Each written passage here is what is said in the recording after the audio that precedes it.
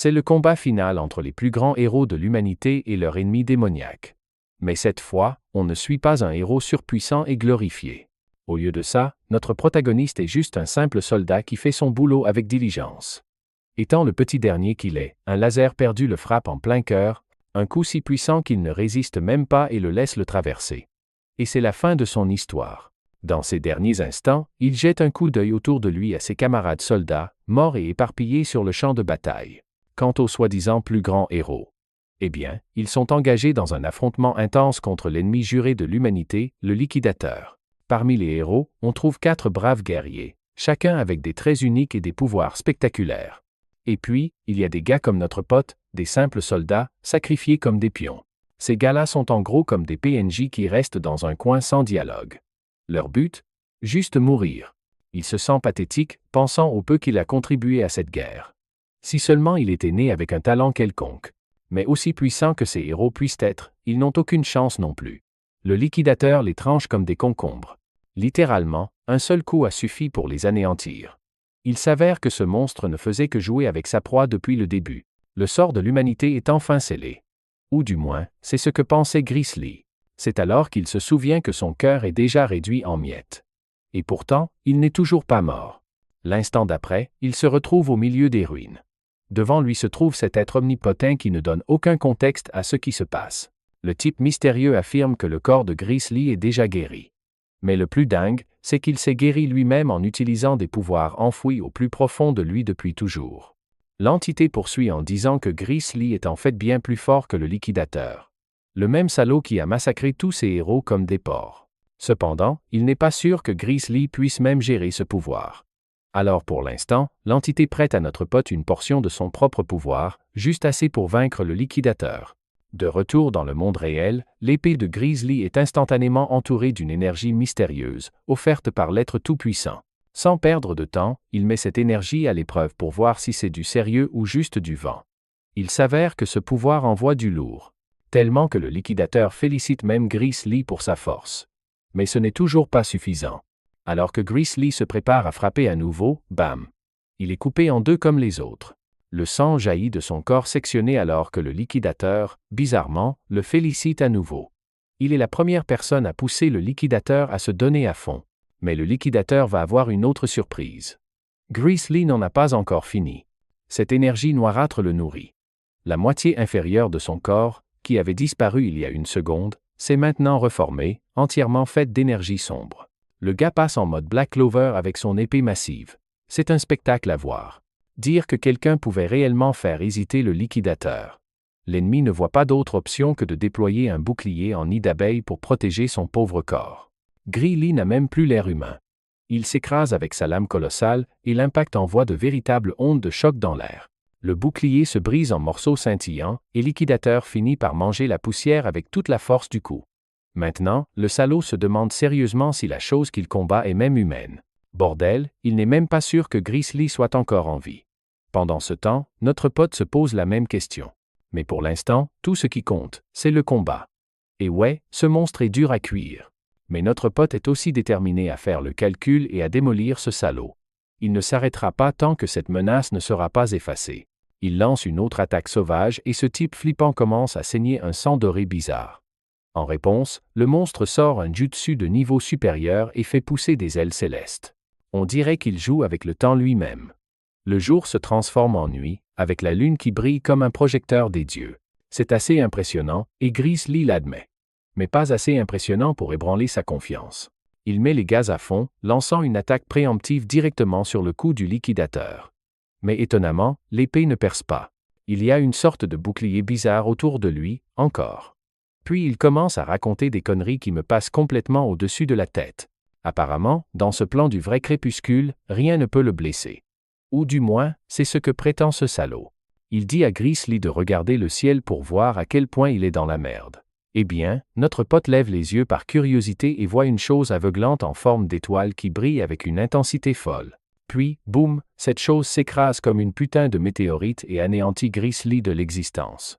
Le liquidateur se dresse victorieux, fixant le cratère laissé derrière. Mais heureusement, cette entité mystérieuse d'avant réapparaît, juste à temps pour rembobiner le tout et renvoyer notre pote dans le passé avec une seule mission, qui est de sauver le monde. Au fait, le nom de ce type mystérieux est Chronos. Apparemment, lui et le liquidateur ont une sorte d'histoire. Mais personne ne nous dit de quel genre. Bref, retour à notre pote, qui ouvre les yeux dans un quartier vert et paisible juste après sa régression. C'est calme, tranquille et honnêtement plutôt photogénique. Il s'avère qu'il est dans sa ville natale, Renato Village. Pas seulement sa ville natale, mais la version passée de celle-ci. Il est presque 15 ans dans le passé. On dirait que Chronos a tenu sa promesse. Grizzly a été renvoyé dans le temps pour une dernière chance de sauver le monde. Soudain, une douleur lancinante lui parcourt la main. Quand il regarde sa main, il remarque des blessures et des bandages enroulés autour de son poignet. Maintenant qu'il y pense, c'était l'époque de sa vie où il était en gros le punching ball de Belder et de sa bande. Mais avec cette nouvelle chance dans la vie, ce serait plutôt pathétique s'il finissait encore par se faire harceler. Mais encore une fois, il n'y a aucun moyen qu'il puisse combattre ces gars de front. Le gars est bien au-dessus de leur niveau. Avec le recul, même battre le liquidateur ressemble à un rêve. Quoi qu'il en soit, il doit trouver comment gérer ces brutes. Ou il est condamné à revivre la même souffrance encore et encore. On dirait que le gars n'a pas de répit, ou peut être que si, il tombe justement sur les mêmes crétins qu'il redoutait le plus. Bien sûr, c'est Belder et sa bande. Comme ils s'ennuient ces derniers temps, ils sont à la recherche de notre gars, impatients de reprendre leur bonne vieille tradition de harcèlement, comme si c'était leur nouvelle religion. Ils jettent une épée de rechange à ses pieds, lui ordonnant de la ramasser. Notre gars fixe l'épée, l'air perdu. Il n'a toujours pas compris ce que ces abrutis manigancent. Après tout, ça fait 15 ans, alors les souvenirs sont un peu flous. Belder, quant à lui, suppose que Grizzly fait semblant d'être perdu exprès. Alors il a la gentillesse de lui rappeler leurs habituels faux combats. En entendant ça, Grizzly essaie rapidement de se débarrasser de ses parasites en montrant sa main blessée. Il est reconnaissant pour l'invitation. Mais malheureusement, il ne peut pas se joindre à eux car la blessure n'est pas encore guérie. Mais on dirait que notre ami ne peut pas se débarrasser de ces clochards à moins de prendre l'épée et de se battre. Il lui assure même que les épées sont totalement émoussées, donc il n'y a presque aucune chance de se blesser. Grizzly, cependant, ne peut s'empêcher de penser qu'une blessure est toujours possible.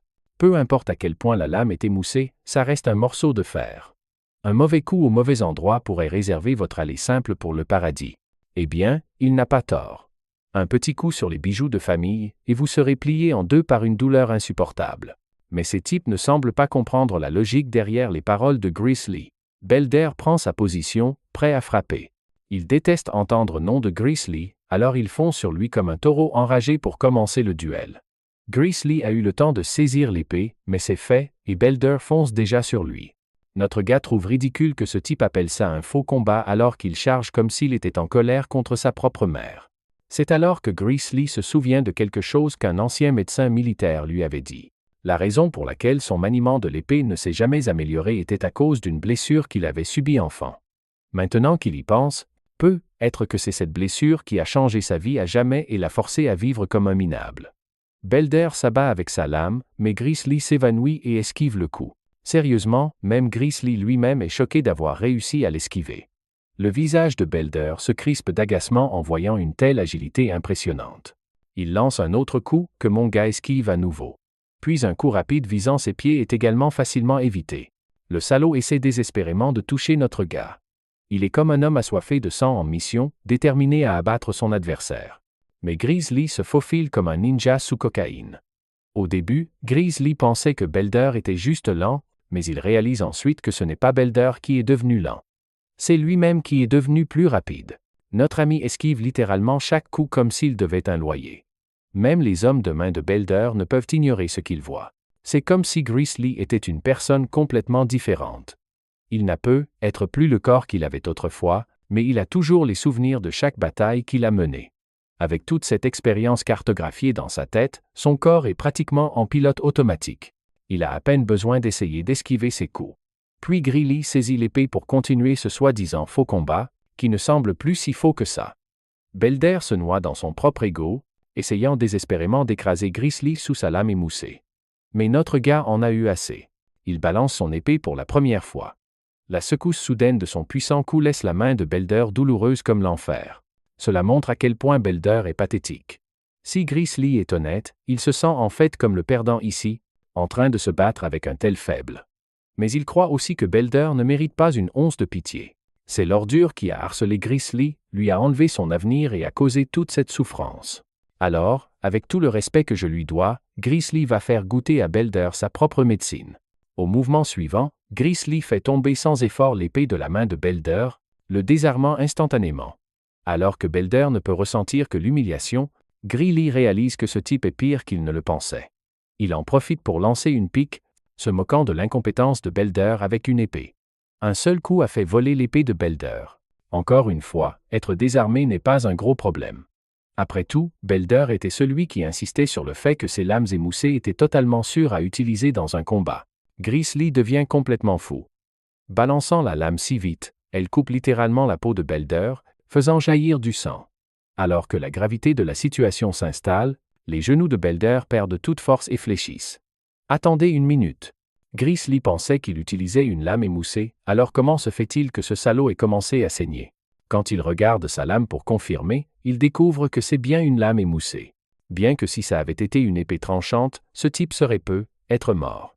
Maintenant, ne nous laissons pas distraire de la situation actuelle. Grizzly balance la lame avec précision, assommant plusieurs dents et laissant le nez de Belder saigner comme un fou. Notre gars domine ce salaud, lui donnant des frissons à vie. C'est toujours assez amusant de voir des ordures arrogantes se transformer en masse sanglotante. Il semble que ce soit suffisant pour humilier Belder pour le reste de sa vie. Oh, eh bien, on dirait que j'ai parlé trop vite. Ce salaud n'a toujours pas retenu la leçon. Il ordonne à ses hommes de main d'attraper notre gars et de le rouer de coups jusqu'à ce qu'il soit complètement détruit. Les hommes de main hésitent à s'avancer pour des raisons évidentes.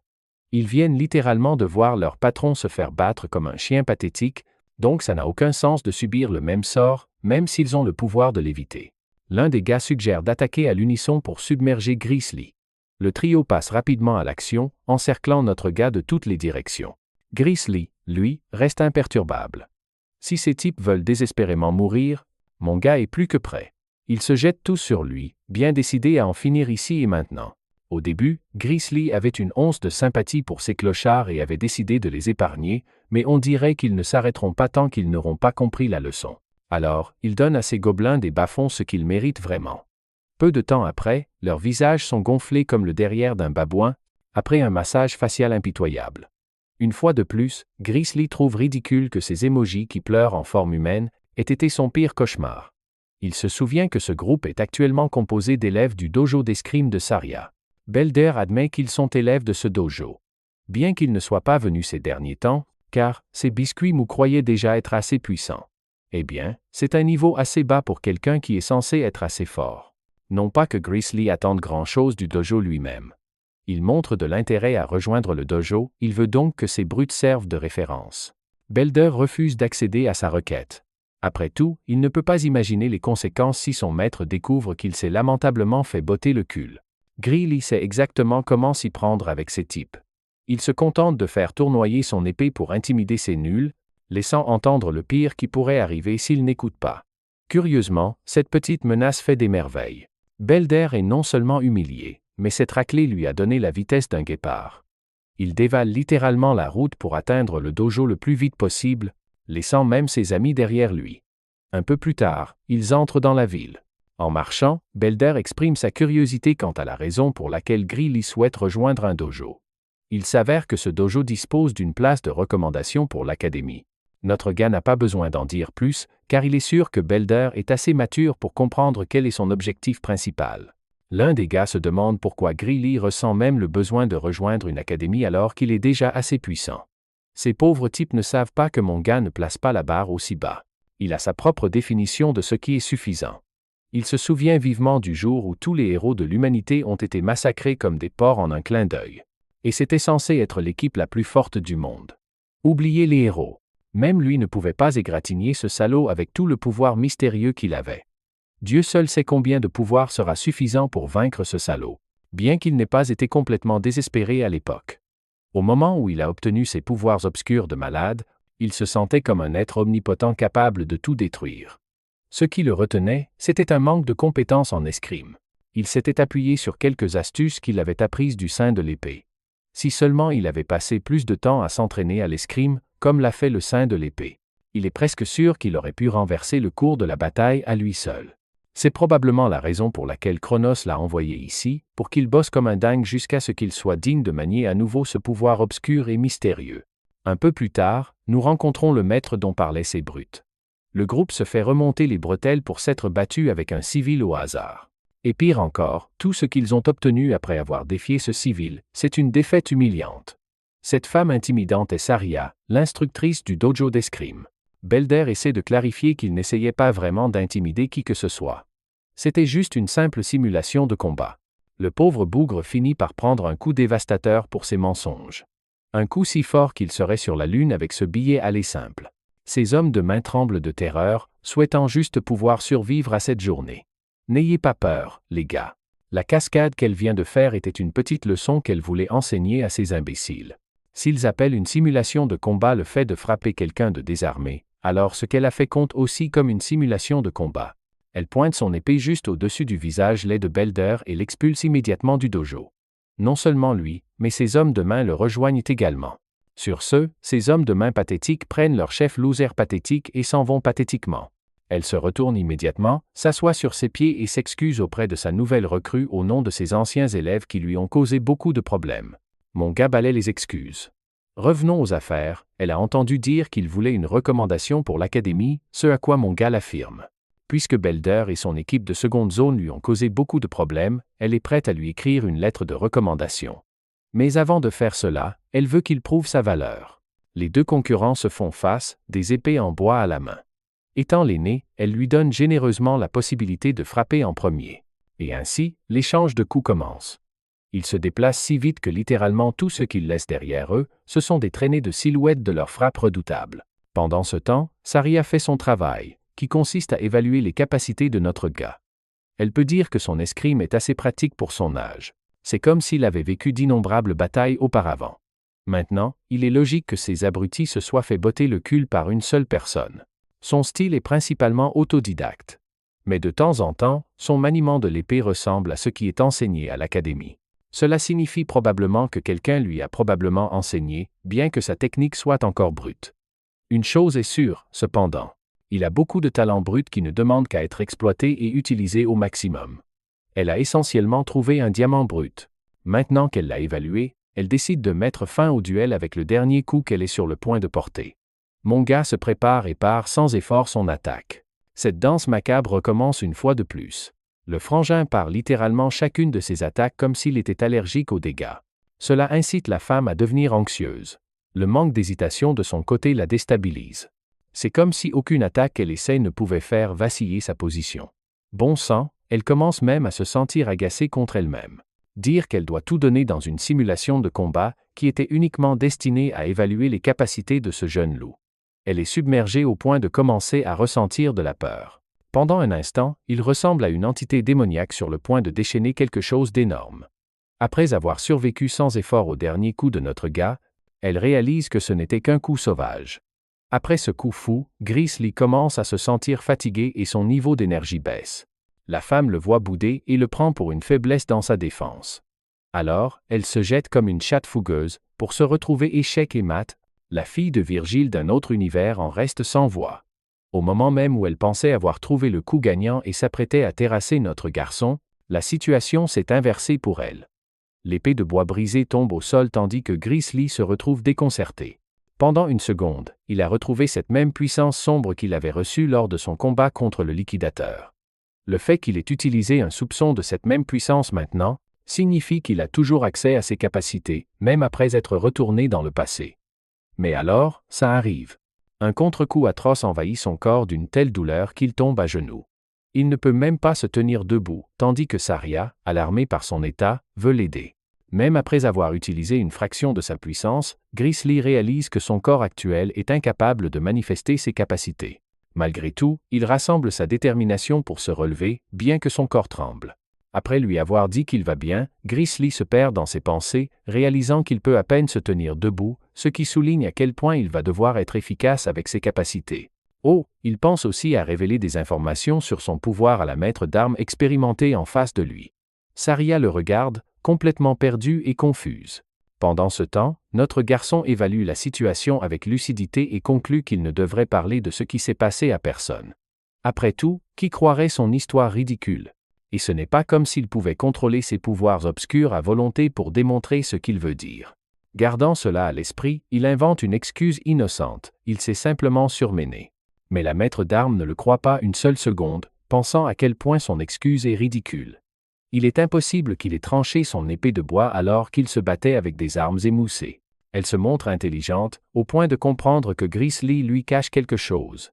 La fille de Virgile pointe ce qui reste de son épée vers notre garçon, ce qui amène Grizzly à lui demander s'il y a un problème. Clairement, de la façon dont il gère sa réaction, elle comprend qu'il ne veut parler de rien pour le moment. Au lieu de le provoquer à ce sujet, elle respecte sa décision et lui demande pourquoi il voulait initialement une recommandation pour l'académie. Notre garçon confirme cela, partageant qu'il a entendu dire qu'elle pouvait l'aider avec ça. Saria ne le nie pas non plus. Elle souligne qu'avec sa seule autorité, elle peut l'aider à obtenir une recommandation pour l'Académie royale d'escrime, la meilleure institution éducative que leur royaume ait à offrir. En même temps, étonnamment, elle ne montre aucun intérêt à le recommander pour qu'il fréquente cette institution, ajoutant que Grizzly n'est pas une personne apte à intégrer l'Académie. Ses paroles froides l'ont poignardé plus fort que n'importe quelle lame. Grizzly commence à se rabaisser intérieurement, doutant de ses capacités et admettant qu'il est trop faible. Son attaque finale était la seule chose remarquable qu'il ait faite dans ce combat. Mais attendez, Saria n'a pas fini de parler. Elle poursuit ses pensées, arguant qu'au lieu d'aller à l'Académie royale, le gamin devrait plutôt se diriger vers l'Académie de l'Union mondiale. Quel rebondissement! La révélation le frappe plus fort que Chuck Kun ne frappe ses victimes d'Izeke. Bien que l'Académie royale soit la meilleure de leur pays, l'Académie de l'Union mondiale est la meilleure du monde entier. L'institution est considérée comme le summum de la maîtrise de l'épée. Grizzly est à court de mots parce que cette même académie de magie est responsable de la production de l'escouade de combat la plus forte, y compris des personnalités comme la Sainte de l'épée Emi. Il confronte immédiatement Saria, se demandant s'il est même qualifié pour fréquenter une institution prestigieuse comme celle-là. Assez drôle, la fille détruit ses attentes, soulignant que dans son état actuel, il n'a aucune chance de franchir la porte. La maître d'armes sait que même Grizzly se méfie de ses lacunes, surtout en ce qui concerne son corps pathétique en ce moment. En ce qui concerne l'Académie royale, le gamin pourrait être capable de réaliser un miracle grâce à ses compétences à l'épée uniquement. Mais ce n'est tout simplement pas le cas pour l'Académie de l'Union mondiale. Alors ouais, le gars est foutu s'il ne s'entraîne pas comme un dingue. Même Saria est étonnée. Le gamin a un talent miraculeux à l'épée, et pourtant il a un corps de bonhomme allumette. Le doute commence à s'insinuer, faisant réellement craindre à Grizzly les adversaires monstrueux qu'il devra affronter à l'Académie de l'Union mondiale. Ce n'est pas une promenade de santé, et avec son corps actuel, c'est hors de question de toute façon. Voyant son état de tristesse, Saria souligne à quel point il abandonne rapidement, même s'il reste 9 mois entiers avant l'examen d'entrée de l'Académie. Encore une fois, manquant de confiance en ses capacités, Grizzly pense que même ce temps ne sera pas suffisant pour lui. Malgré ses efforts pour l'encourager, même Saria convient que c'est trop peu de temps. Mais même alors, elle lui offre une chance. La maître d'armes veut qu'il lui fasse confiance pour les 9 mois à venir, parce que pendant ce temps, elle va le faire souffrir l'enfer. Ouais, quelque chose me dit qu'elle va engager David Goggins et faire courir à ce type 3 ultramarathons et faire 6000 tractions. Quoi qu'il en soit, Grizzly admet que même s'il ne veut pas souffrir, il n'a pas d'autre choix. Se déclarant prêt, il espère que la maître d'armes prendra bien soin de lui. Saria apprécie sa détermination. Au début, vous pensez probablement que c'est bon signe qu'il commence sur une note positive. Mais l'atmosphère bascule immédiatement dans la peur totale lorsque la fille de Virgile annonce officiellement le début de son entraînement infernal. Les épreuves atroces de Grizzly ont commencé. Il s'est entraîné comme Goku et a honnêtement mangé comme lui aussi. Elle le fait vraiment passer par une phase de prise de masse. Il a également dû faire face à de la nourriture discutable, mais son professeur était implacable et lui a fait tout faire. Leurs duels à l'épée ont continué de la même manière, le but étant de perfectionner ses techniques, et puis 8 mois se sont écoulés comme ça. Félicitations à Grizzly pour avoir obtenu son corps sculpté après avoir enduré cet entraînement de longue haleine. Même Saria est là à admirer son physique. Maintenant qu'ils en sont arrivés là, elle n'a plus rien dans son arsenal à lui offrir. Il est prêt à sortir dans le monde réel maintenant, mais son attitude désinvolte déconcerte Grizzly car il reste encore un mois entier avant l'examen d'entrée. La fille de Virgile rappelle à notre garçon qu'il va passer beaucoup de temps à voyager pour se rendre au lieu de l'examen d'entrée. C'est pourquoi il doit partir tôt. En signe de gratitude, Saria lui remet un sac d'argent, lui assurant un voyage facile, prenant en charge ses dépenses pour le mois. Voilà un vrai professeur.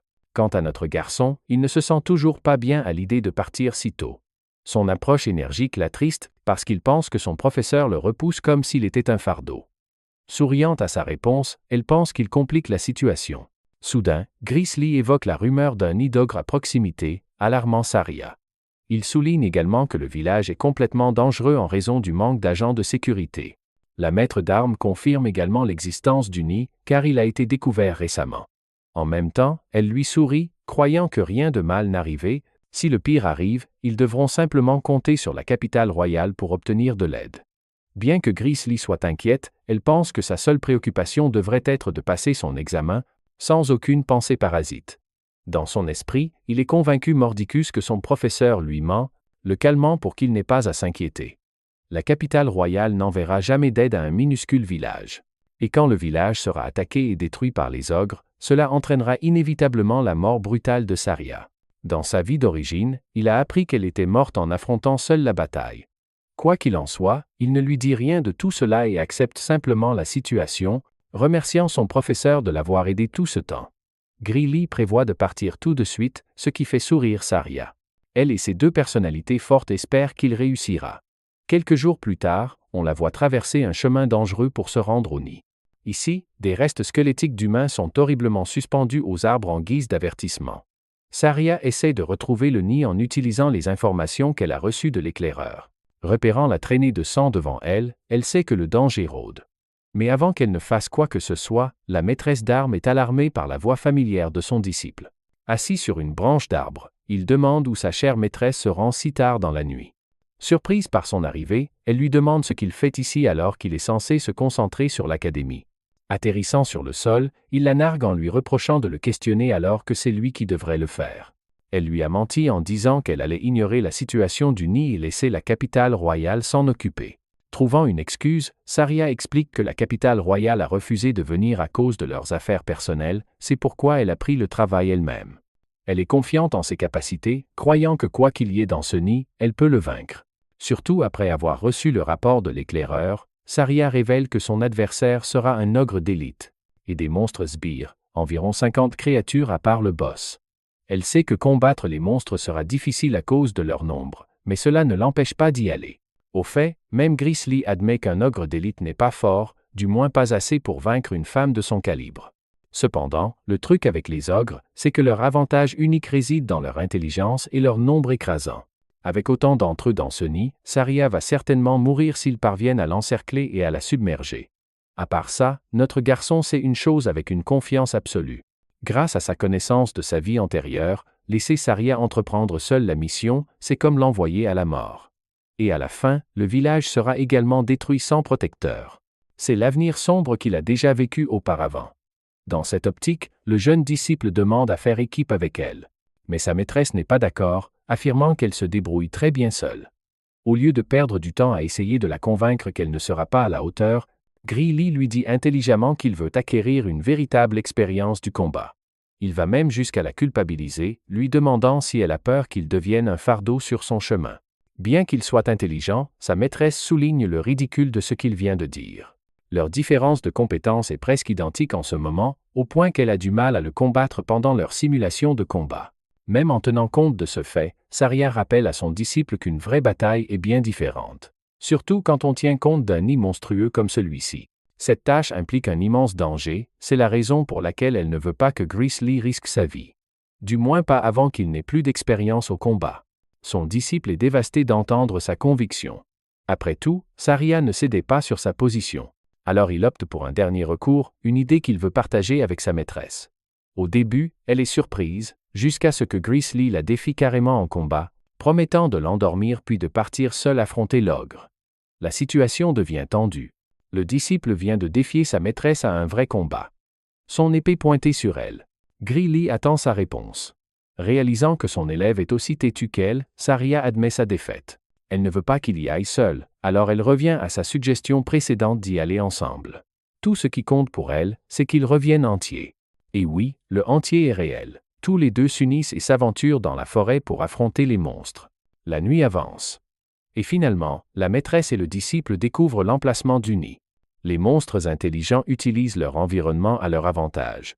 Ils ont fait un nid qui ne laisse aucune issue, au cas où quelqu'un oserait s'aventurer jusqu'ici pour les défier. Saria pense que les créatures doivent être confiantes en leurs capacités, tandis que Grizzly soutient que c'est en fait plus un désavantage pour eux deux, car ils devront se battre prudemment. Observant à une distance sûre, elle est plutôt surprise. Le boss est introuvable parmi le groupe, ce qui lui fait se demander s'il se cache dans sa tente. Si c'est le cas, c'est bien pour eux. Parce que de cette façon, ils pourront tuer de nombreuses sbires, avant que l'ogre d'élite ne puisse les affronter. Pour discuter de la stratégie de bataille, Saria ordonne à son élève de cibler les monstres d'un côté, tandis qu'elle couvrira l'autre côté. Exécutant le plan immédiatement, tous les deux passent à l'action avec leurs épées à la main. L'affrontement commence. Avant même que les monstres ne soient capables de comprendre la situation, la majestueuse Saria est déjà sur eux. Exécutant un tir à la tête propre, faisant un ballon de football de la tête de la créature alors qu'elle s'effondre sur le sol. Avec le premier monstre à terre, le reste d'entre eux grognent et rugissent les uns aux autres dans leur langue. L'ensemble du groupe est enragé et passe directement en mode meurtre, préparant leurs armes pour tuer les intrus. Mais cela n'a pas d'importance, car notre garçon passe en mode bête avec la façon dont il massacre la horde. Ce type est une armée à lui seul, tailladant plusieurs monstres à la fois. L'élégante Saria est tout aussi impressionnante, montrant ses compétences impressionnantes qu'elle a apprises de Papa Virgile. Les deux sont imparables. Grizzly et Saria se couvrent parfaitement le dos. En l'espace de quelques minutes, chaque monstre en vue est réduit à un décompte de corps pour eux. Au fait, elle est en fait assez impressionnée par la détermination inébranlable de Grizzly dans une vraie bataille. Il n'a jamais été aussi près, avertissant sa maîtresse de rester sur ses gardes aussi. Voici le truc cependant, quelque chose dans la situation lui donne un mauvais pressentiment. Ce combat a été trop facile pour eux, beaucoup trop facile en fait. Parce que si c'est le niveau que Saria devait affronter, alors, elle aurait pu tous les vaincre seule, même sans son aide. Et cela le met mal à l'aise. Parce que quoi qu'il y ait dans la tente, ce sera bien plus terrifiant que tout ce qu'ils ont affronté jusqu'à présent. En parlant de ça, la paire d'yeux menaçants de la créature brille à travers la tente sombre, le fixant du regard de loin. Dès que Grizzly entre en contact avec les yeux de la créature, il frissonne de choc. Malgré sa force, il se recroqueville et dit à son maître qu'ils doivent partir immédiatement. Même Saria ne comprend pas ce qui lui arrive d'un coup. Sans rien expliquer, il lui hurle de courir, avec tellement de peur dans sa voix que Saria ne le questionne pas. Elle suit simplement ses instructions et s'enfuit juste après lui. Pendant qu'il court, vous vous dites peut-être qu'ils vont s'échapper. Mais non. Parce que leur terrifiant adversaire saute littéralement du ciel avec une force verticale massive. Grizzly est terrifié quand le monstre plante ses pieds dans le sol, affrontant les humains audacieux. L'expression de Saria se transforme en choc, soulignant que le boss est venu personnellement les affronter. Mais alors, Grizzly lâche une bombe à laquelle personne ne s'attendait. Ce n'est pas du tout le boss. Juste au moment où il s'apprête à révéler l'emplacement du vrai boss, une voix monstrueuse leur rugit dessus depuis derrière. Ce rugissement provocateur déchaîne une autre horde de créatures à leur poursuite. Ce bruit terrifiant est assourdissant pour Saria, mais pour les ogres, il les a transformés en maniaques assoiffés de combat. Saria frissonne de peur, incapable de comprendre ses propres sens. Il y a une créature plus terrifiante, plus menaçante qu'un ogre d'élite, et elle commande tout le groupe. Finalement, Grizzly révèle qu'ils affrontent un général ogre. C'est le vrai boss du nid de monstres. Je dois vous rappeler que, littéralement, ils sont pris en sandwich. D'un côté, il y a l'ogre d'élite qui bloque leur fuite. Revenir en arrière n'est pas une option non plus, car une grande horde les attend avec le vrai boss du nid. Saria exprime son choc, sachant pertinemment qu'ils ne peuvent pas affronter un monstre comme celui-ci, même à leur niveau. Leur seule chance de victoire est de tuer l'ogre d'élite devant eux pour s'échapper. Alors elle fait exactement ça, en chargeant la bête et en entrechoquant son arme contre la sienne. Déterminée à gagner cette bataille, elle exploite une ouverture et inflige une coupure nette au corps de la créature. Du sang jaillit de la coupure, et bien que normalement cela soit censé être un bon signe, son inquiétude ne fait qu'empirer lorsqu'elle remarque que la blessure se referme. Pendant ce temps, notre gars se bat contre des dizaines de monstres tout seul, partageant sa connaissance des capacités du général ogre. Apparemment, son rugissement augmente considérablement la force et la vitesse de récupération des monstres. En gros, ils affrontent un ogre d'élite sous stéroïdes. Vaincre même un ogre normal est si difficile en ce moment, que même Grizzly a du mal. Tranchant l'un des monstres, il dit à Saria de couvrir ses arrières. Il lui ordonne de simplement retarder la bataille pendant un certain temps, ce qui lui fait se demander quel genre de stratégie miraculeuse il a prévu. À cela, notre gars partage que dans une situation comme celle-ci, ils n'ont qu'un seul objectif en vue. Et c'est de tuer le plus laid d'entre eux. Le bâtard qui se cache derrière sa horde. La lutte pour la survie commence alors que Grizzly entrechoque son épée contre l'un des monstres, reflétant son agacement d'être encerclé et pris à revers. Il dévie le coup et trouve un autre monstre enragé qui le vise. Il se fraye un chemin à travers les ennemis, se concentrant sur la création d'un chemin dégagé devant lui afin de pouvoir atteindre son objectif. Par négligence, cependant, il utilise tellement de force qu'il brise littéralement sa lame. C'est vraiment problématique car maintenant il se retrouve sans la seule arme en laquelle il a confiance. Il esquive le coup descendant de l'ogre amélioré et donne la priorité à sortir son épée de rechange. Ouais, c'est le personnage principal le plus intelligent que j'ai vu depuis un moment. Avoir une deuxième épée signifie être préparé. Quoi qu'il en soit, Grizzly craint que sa lame ne tienne pas longtemps. Venant à son secours, son maître lui lance son épée de rechange, lui offrant une nouvelle chance de victoire. Avec les deux épées de rechange dans sa main, il a de meilleures chances de se battre. Mais quand même cela ne suffira pas à tuer chacun de ces monstres. Il y a juste trop de friction pour atteindre le général ogre, tout en vainquant ses sbires. Faisant confiance à ses capacités, cet homme devient complètement fou, déchaînant une frappe ultra rapide sur ses ennemis. Son élan vers l'avant est brisé lorsque l'un des ogres tente de l'attaquer. Heureusement, il esquive puis bloque rapidement l'attaque. Le combat le fatigue, mais il a quand même fait des progrès significatifs en s'occupant des monstres devant lui. Le général ogre se sent menacé et décide de lâcher un second rugissement monstrueux. À l'horreur de Grizzly, les créatures renforcées viennent de recevoir un nouveau regain de puissance. Ce type ne passe pas un bon moment, car il a encore plus de mal maintenant qu'il doit s'occuper d'eux. Grizzly réalise que le général ogre est assez intelligent pour déjouer sa stratégie.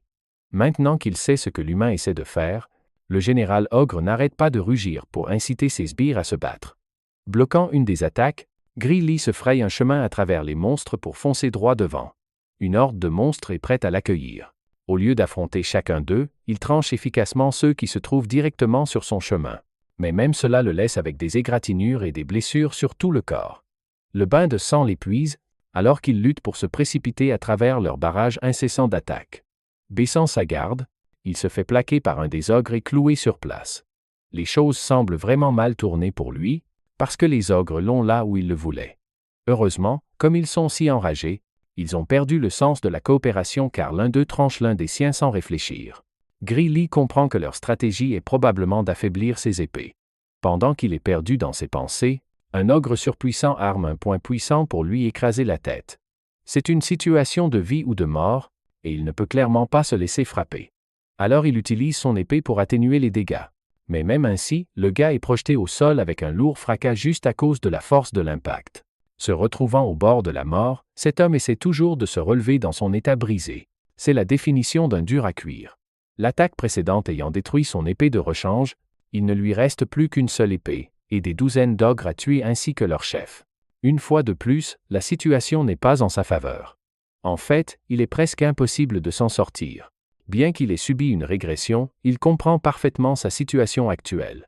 Grizzly ne peut tout simplement pas gagner, pas contre autant de monstres assoiffés de sang qui l'épuisent.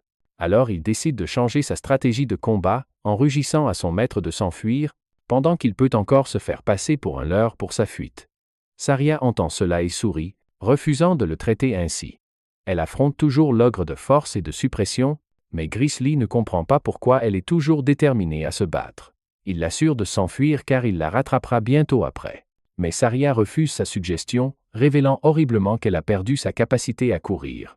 Elle a subi une grave entaille à la cuisse, réduisant à néant les espoirs de Grizzly. Même cette approche est hors de question maintenant. Il ne reste plus d'autre chemin que de marcher vers sa mort. Balançant sa lame avec fureur, il pense à la raison pour laquelle il a régressé. Bien qu'il porte un but si lourd, tout cela est sur le point de prendre fin. Tragiquement, la dernière épée de notre garçon s'écaille et se brise également en morceaux, et pourtant il se retrouve dans le déni. Bien qu'il ait perdu son arme, Grizzly refuse de considérer cela comme la fin de sa vie. Si seulement il pouvait utiliser le pouvoir du futur, la capacité terrifiante qui égalait le liquidateur et était capable de lui faire du mal. S'il peut l'utiliser ne serait-ce qu'un instant, alors ces monstres seront coupés en morceaux. Visualisant fortement le sentiment qu'il a ressenti cette fois-là, il charge son épée brisée, entrant dans un état méditatif. Et quand il rouvre les yeux, Grizzly n'est plus le même faible qu'avant. Une seule entaille sombre et brûlante éviscère les ogres, les réduisant en cendres avec son épée noire brûlante. Même Saria ne comprend pas ce qui se passe. Mais il semble que notre garçon soit toujours sous contrôle, car même après avoir puisé dans ses pouvoirs obscurs, il lui adresse un sourire de soulagement. Dans les prochaines secondes, Grizzly coupe chaque créature à sa vue, y compris le général ogre. Même son maître ne peut pas comprendre ce qui vient de se passer. Elle est trop occupée à devoir se concentrer sur l'ogre d'élite devant elle, mais maintenant que le général ogre est tué, les capacités de renforcement semblent s'être estompées. Saria comprend que maintenant, elle peut facilement tuer la bête, car elle n'a plus aucune capacité à se régénérer. Utilisant une version discount du Judgment Cut End, elle abat la créature, déclarant que l'ogre d'élite n'est rien sans son maître. Ils ont enfin gagné. Tous les deux ont réussi à tenir tête à toutes les probabilités, et ont gagné le combat.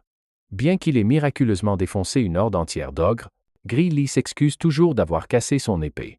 Saria lui dit que ce n'est rien comparé au fait de lui avoir sauvé la vie en échange. Elle ramasse l'épée et veut l'affronter pour la technique qu'il a utilisée à la fin. Mais avant qu'elle puisse terminer sa phrase, notre garçon s'effondre au sol, complètement inconscient à cause des effets secondaires, laissant son maître crier son nom, inquiet. La perspective bascule sur l'esprit de Grizzly. Il s'interroge sur son environnement et ne voit qu'une porte flottante enchaînée devant lui. Il est perplexe jusqu'à ce que la porte libère le même type d'énergie sombre qu'il utilise grâce à son pouvoir. Une soudaine prise de conscience l'envahit. C'est son propre pouvoir. Il se demande ce qui se passerait s'il parvenait à ouvrir la porte. Après tout, il pourrait obtenir ce pouvoir et se l'approprier. Déterminé à essayer, il s'avance. Mais au moment où il fait son premier pas, une sensation mortelle l'envahit, lui faisant une peur bleue. Et ce n'est qu'après avoir fait un seul pas. Grizzly est tellement terrifié qu'il recule. Il n'a pas toutes les réponses concernant la source de son pouvoir, mais une chose lui est devenue très claire à l'instant. S'il ose provoquer l'utilisation de ses pouvoirs dans son état actuel, il ne fait aucun doute qu'il mourra. Et ce n'est pas une simple affirmation, car la sensation est si horrible qu'elle le fait pleurer. Du néant, une voix se glisse dans son esprit, le félicitant pour sa décision.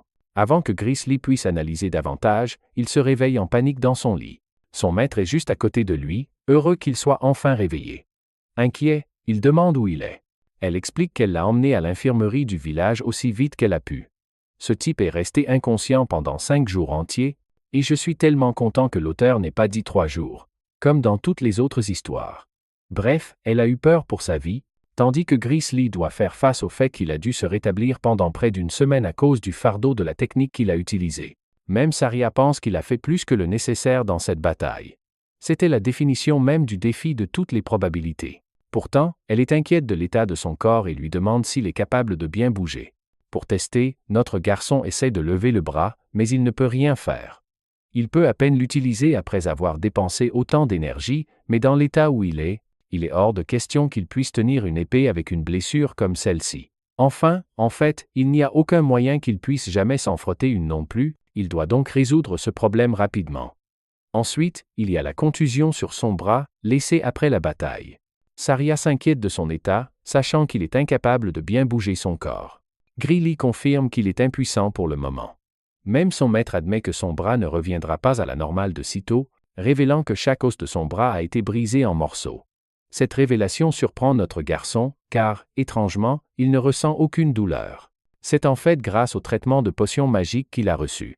Notre garçon est bouche bée, parce que ces choses sont censées être vraiment chères, et elle vient d'en utiliser une sur lui. Saria explique qu'il n'y a pas de quoi s'inquiéter, car le chef du village les a personnellement récompensés avec ça. Le gamin n'en revient pas de ce qu'il entend.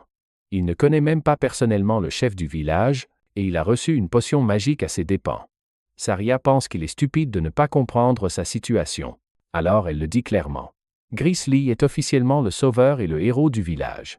Avant qu'il ne puisse comprendre ce qu'elle vient de dire, le chef du village fait irruption pour saluer le garçon, le remerciant pour tout ce qu'il a fait. Pour souligner la grandeur de ses actes, le chef du village rappelle au gamin qu'un général ogre est si fort, qu'il faut une ville entière pour se battre contre un seul. Ce genre de créature menaçait leur village, et pourtant, un seul garçon a réussi à se frayer un chemin, à tailler une route et à tuer le monstre, assurant ainsi la sécurité du village. Pour cela, le chef du village est reconnaissant. C'est grâce aux efforts courageux du garçon et de son maître que leurs vies ne sont plus menacées. Incapable d'accepter tout le mérite, Grizzly soutient qu'ils exagèrent ce qu'il a fait. Mais le chef du village pense que c'est lui qui minimise ce qu'il a fait. En y réfléchissant un instant, Grizzly réfléchit au résultat. Il pense que les paroles du chef du village sont être justes. Tu te souviens de sa vie antérieure? Dans cette vie, cet endroit a été réduit en cendres à cause des ogres qui l'ont pillé. C'est l'importance de son accomplissement. Le chef du village est plus qu'heureux de lui donner une longue explication sur ce qui le rend si génial. Mais pour l'instant, il se concentre sur la mission du garçon, réussir l'examen d'entrée à l'Académie de l'Union mondiale. En parlant de ça, Grizzly vient de se souvenir de son véritable objectif. Il est allé tuer les créatures dans le nid de monstres sans réfléchir, quelques semaines avant son examen. Avec tout le temps qui a été perdu entre-temps, il ne lui reste que 2 jours avant le jour de l'examen. Oh, et au fait, juste pour y arriver, il faut 3 jours de marche. Sa meilleure option serait d'utiliser un cheval pour parcourir la distance à temps. Mais il est fauché comme les blés et n'a pas l'argent pour s'en offrir un. Faisant une demande soudaine, il supplie le chef du village de lui prêter un cheval pour le voyage. Le plus beau, c'est que le chef s'attendait déjà à ce que le gamin fasse une telle requête, c'est pourquoi il a déjà préparé le meilleur cheval pour ses voyages. Saria sourit, révélant que leur plan initial était de le porter, même s'il ne s'était pas réveillé aujourd'hui. Certaines personnes te soutiennent vraiment malgré tes problèmes, comme les amis de Grizzly ici. Et j'espère que nous en croiserons d'autres dans nos vies aussi. Grizzly sort de l'infirmerie pour découvrir que tout le village scande le nom du garçon et l'encourage pour son examen. Ils veulent qu'il fasse de son mieux, et ils n'ont pas peur de le remercier pour ce qu'il a fait. Les villageois le soutiennent même avec un sac d'argent. Tout le monde a donné petit à petit pour qu'il puisse postuler à l'examen d'entrée et subvenir à ses besoins à l'académie. Le garçon est éternellement reconnaissant envers les villageois, qui lui ont montré tant d'amour avec leur soutien. Il ajoute aussi en plaisantant que ce serait vraiment embarrassant s'il échouait et revenait. Mais Saria a une confiance absurde en son élève, soulignant que les candidats qui postulent à l'examen d'entrée ne sont pas capables de battre un général ogre tout seul. Mais ce n'est pas la seule préoccupation. Le garçon s'inquiète pour son bras, car il est toujours amoché et on ne sait pas quand il guérira. À cela, son maître rétorque qu'il devrait utiliser son bras gauche en attendant. Même si son bras gauche est pleinement fonctionnel, c'est juste qu'il est plus habitué à son droit. Mais son professeur pense qu'avec son niveau de compétence, cela n'aura pas d'importance. Grizzly partage ses inquiétudes, déclarant que le niveau de l'examen d'entrée pourrait être accablant pour lui, au point qu'un bras le gênera. Mais même ainsi, Saria comprend que les professeurs ou les examinateurs de l'académie ont un œil aiguisé. Quand ils verront son talent, ils le sélectionneront. Le garçon monte à cheval, tandis que son professeur déclare avec assurance qu'il va réussir. C'est la seule issue. La remerciant pour tout ce qu'elle a fait, il promet de ne pas échouer. Se rappelant comment le village a été rasé dans sa vie antérieure, il est heureux que ces gens aient une seconde chance à ses côtés. Le monde est déjà en train de changer à partir de ce moment, et il va s'assurer d'influencer l'avenir avec son nouveau pouvoir. Dans la scène suivante, notre garçon arrive enfin à destination. Regardant devant lui, il croise le regard de la grandeur de l'Académie de l'Union mondiale. Dans l'arène, l'examinateur annonce la distribution des tickets d'examen. Tous les candidats resteront dans l'arène. À première vue, il y a un grand nombre de candidats, mais seulement un petit nombre de 20 vont réserver une place en classe. Ils se disputent au sujet du nombre changeant de places chaque année, car certaines années, l'Académie a même accepté 50 personnes, alors que dans de rares cas, elle n'en a accepté qu'une seule. Donc, les règles de sélection ne sont apparemment pas absolues. Bref, professeur Ariel prend le devant de la scène et s'avance. Elle s'adresse aux candidats et explique qu'ils devront récupérer le papier qui leur est présenté. Avec un claquement de doigts, un vortex de jaune s'ouvre, libérant de l'énergie magique et manifestant automatiquement les tickets dans la main de chaque candidat. Notre garçon récupère son ticket. Son numéro d'examen est le 513 pour le cours d'escrime.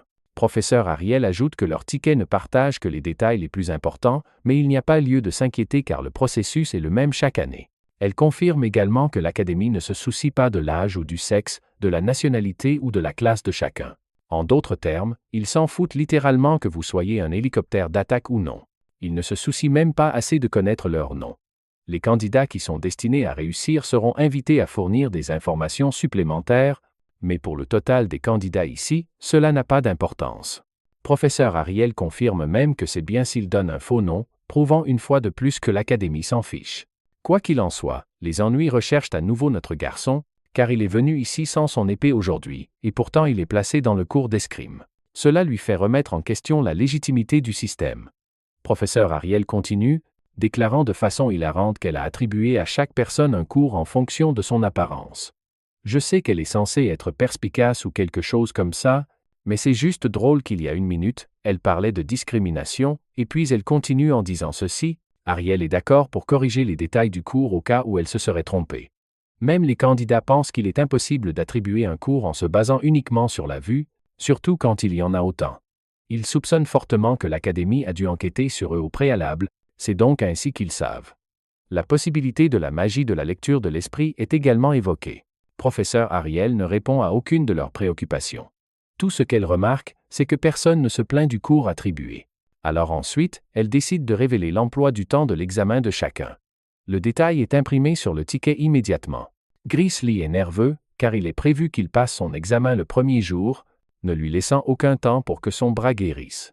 Ariel révèle que cet examen n'aura lieu qu'une seule fois et qu'il décidera de tout. Si un candidat est en retard, la disqualification immédiate sera la seule issue. Elle leur rappelle également que leurs horaires sont stricts et ne seront ni modifiés ni contestés sur demande. C'est une mauvaise nouvelle pour Grizzly, qui lutte pour se rétablir. Il implore son corps de faire un miracle et de le guérir demain. Le lendemain arrive et que croyez-vous? Le bras du pauvre gars n'a même pas guéri un peu. Il n'a pas d'autre choix que de passer l'examen dans cet état. Le numéro d'examinateur de Grizzly est appelé et il s'avance avec frustration. Il essaye de se calmer pour rester optimiste quant à la situation. En évaluant son bras gauche, il ne semble pas avoir de problème. Et il peut aussi bouger son bras droit s'il exerce suffisamment de force. Sa stratégie actuelle est d'observer attentivement les mouvements de l'examinateur et de découvrir une stratégie gagnante à partir de cela. Il regarde un match entre un candidat et un examinateur. Le candidat se précipite aveuglément à l'attaque, mais à la fin de son attaque, l'examinateur est imperturbable et se tient tranquillement, attendant son prochain mouvement. Le candidat traîne son épée pour une autre entaille, mais même cette frappe est inutile. Elle est bloquée et pas seulement ça. L'examinateur dévie sa lame avant de l'envoyer voler avec un coup final. Son corps touchant le sol, l'examinateur conclut le résultat de l'examen, lui demandant de quitter les lieux. Vous vous dites peut-être que Grizzly a trouvé quelque chose, mais le plus drôle, c'est que cet homme abandonne littéralement et accepte qu'il est sur le point de se faire démolir. Son numéro est appelé pour entrer dans l'arène. Grizzly réfléchit à ses chances, réalisant qu'il ne peut clairement pas battre un examinateur qui a anéanti un candidat encore plus grand que lui. À l'intérieur de l'arène, notre garçon a la liberté de faire le premier pas. Malgré cela, il comprend parfaitement que cette bataille sera à sens unique. Même alors, il doit faire une sorte d'impression. Le combat commence avec Grizzly se précipitant pour frapper.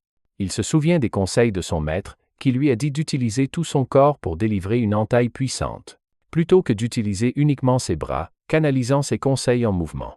Il pense que la seule façon de faire face à la perte de son bras droit est d'utiliser ses autres muscles à la place. Et donc il délivre le premier coup, que l'examinateur esquive facilement. Même maintenant, Grizzly a du mal à se battre dans son style habituel. Après tout, même s'il essaie de compenser son bras droit, cela ne change toujours pas le fait qu'il est ici dans un désavantage majeur. L'examinateur riposte en essayant de le terrasser. Mais à la stupéfaction de Grizzly, l'épée se déplace beaucoup trop lentement. C'est comme s'il pouvait lire sa trajectoire sans avoir à se précipiter. Alors notre garçon bloque effectivement l'attaque avec succès, sentant toujours le poids de la force de l'examinateur derrière l'attaque. En même temps, il juge que la technique de l'examinateur n'est pas aussi raffinée que celle de Saria. Donc, s'il peut simplement se concentrer sur les techniques qu'il a apprises d'elle, il y a une chance qu'il puisse exploiter une opportunité et se tailler une ouverture. Avec cette stratégie en tête, Grizzly se précipite de toutes ses forces dans un effort pour submerger l'instructeur.